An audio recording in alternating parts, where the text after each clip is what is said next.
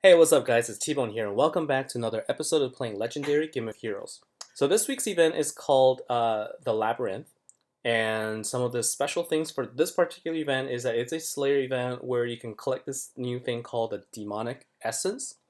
And the idea here is you collect these essences to unlock your Legend Relic, and then you can then collectively as a community, as we collect them, we start filling up this gauge, and we will receive three rewards. The first one's a global reward. That's probably going to be some gems and some tokens. Then we will unlock the forge to level up the relic. And then finally, the third stage is having a buff for the legend relic. So what is a legend relic? Well, it is the relic that specifically boosts the legend cards. I have one of them, and I will show you again. So I've shown this many times before. I'm very proud of this. It's the race staff. So you know, some of the stats here. I'm just going to read off for Ray. Increases race attack, and also creates one fire power gem 3 on turn 1. Now this doesn't actually stack, so if you have multiple of these, you won't get multiple. It only, because it says only one gem of the Inferno can be active at one time. And it also does a scaled attack to increase the team attack by a pretty good percentage, in this case 18.95. And for this case, it targets all fire heroes. So I have Ray at 6 stars, and then the other card that I have for Legend is Keda. So my Keda is also maxed at 6 stars, so I'm looking forward to having Keda's bow as as a way to get them. I would like to get a Keda's bow to help my team for the water team. And the way you can get this relic is collect demonic essences by fighting bosses. And as you fight through bosses, you can collect rewards as well. These are various essences you can get, and when you have 300 of them, you'll be able to collect a 4-star relic. And the way that you would then level up is to go through Forge that gets unlocked if we all collectively get enough of the demonic essence. So let's take a look then at the team that I have. So you'll actually notice that for me, this time around, I don't actually have a event card just yet. So this is the one of those times where I don't think I'm going to invest. Let's take a quick look here. So Theseus is the main card here, another Greek mythology hero who, as we all know, has defeated Minotaur, and it's a water warrior demigod card, and provides 200 health for all health for all technological heroes, and turns up to 5 earth gems into water gems, right? And his counter skill is to dispel gem silence. Gem silence is the spell that basically prevents you from being able to create new gems with your battle skills. So that is this is the defense against that.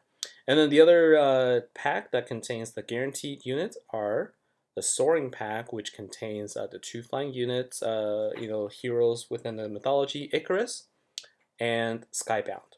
So Icarus is also a water warrior demigod card that you'll be able to get guaranteed at tier 2 for this pack, or you can collect her for free if you meet the collections criteria.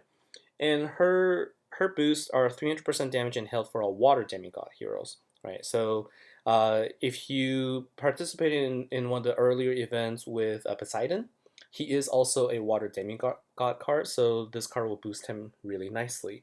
The defense skill is Dispel Thorns, so that's a really good card actually if you think about it. So Dispel Thorns is it's not a common card, especially for water. The only other one I have available is the Beast. So if you don't have the Beast, then this would be a good card for you to get to Dispel Thorns, right? And so I only have 1,290 gems, so I'm actually saving up for the Relic. I'm not sure what the Relic is. And the team that I'm bringing instead is this one right here, where Ken is my leader, which provides a 300% bonus to all water attacker heroes. And so I bring in my 2 Aphrodites and my 2 butchers, who are all attacker. The other option that you can also bring in is Hermes as the leader. So Hermes also works well with let's see here. Hermes also works well with Poseidon because Hermes' passive skill, I'll show you here.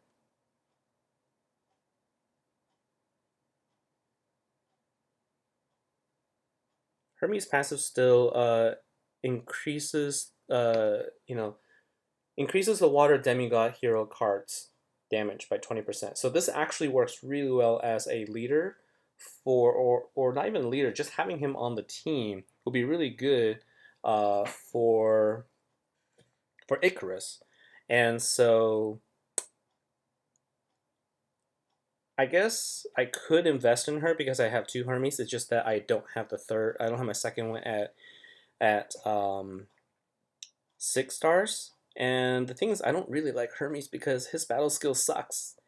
His battle skill actually will kill off sacrifices one of the heroes just to deal damage. So it's kind of like a last ditch effort. And so I'll see. I might, depending on how good the relic is, I might actually use it. At least I can collect one Icarus for free.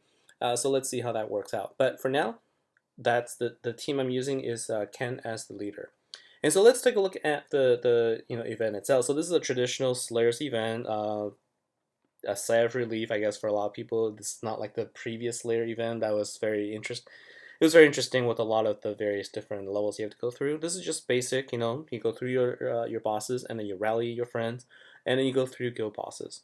So let's take a look at the Minotaur. So let's go in and attack one.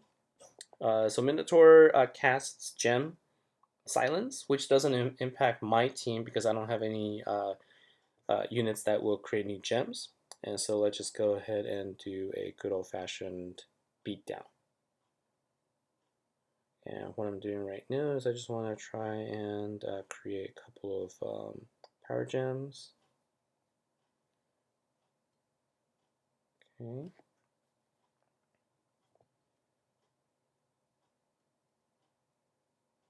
And let's just do one more here. Okay, good. Oh, I'm going to do this. So really what I was kind of doing there is I was just trying to line up my gems so that I could do my power gem swap as well as do a match afterwards. Now, of course, I was I was wasting a lot of time here. I wasn't really being very efficient, but I'm only using one key, so I wasn't really expecting to deal a whole lot of damage. But I was able to deal about 1.2 million per unit earlier, so so that's pretty good there. And so that's the Minotaur at level 25, and so this is really no different than any of the Slayer events. So hopefully you're happy and you're having a good time here.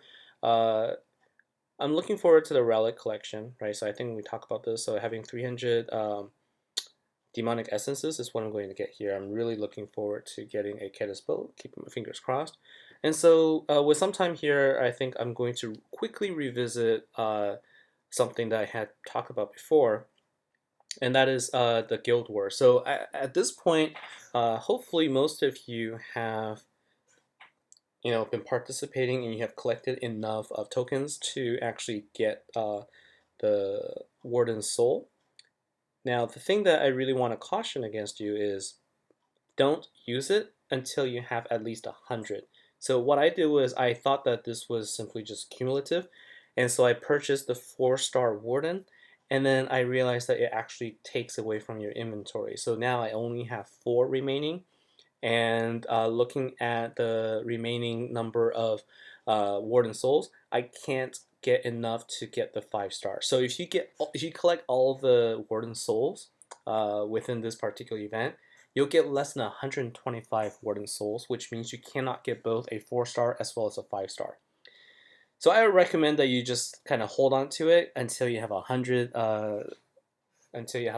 Warden Souls, and then get the 5-star. But I would actually, I feel like if this is the case, then I wonder if this will carry over to the next event, so that because if you get less than 125 per Guild Wars, that means it's going to take more than 2 Guild Wars to collect 250 Warden Souls, and then it makes sense for this to carry over. But I don't want to risk it, so if you don't use it and then you lose it, please do not blame me. I have already used up mine, so I'm just going to keep it and see what happens.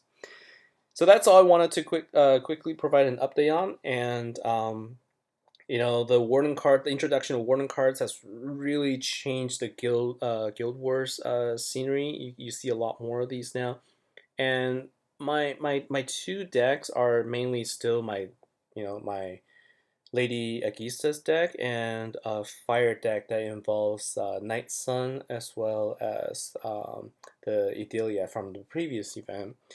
But it depends on the enemies I have. So I'm not gonna go into this today. I just wanted to give you a quick update on the Warden Soul so that if you haven't yet, at least save it for the 5-star rather than the 4-star. So that's all for today's episode. Thank you for your time. Thanks for watching and enjoy. Good luck with the event. I'll see you next time.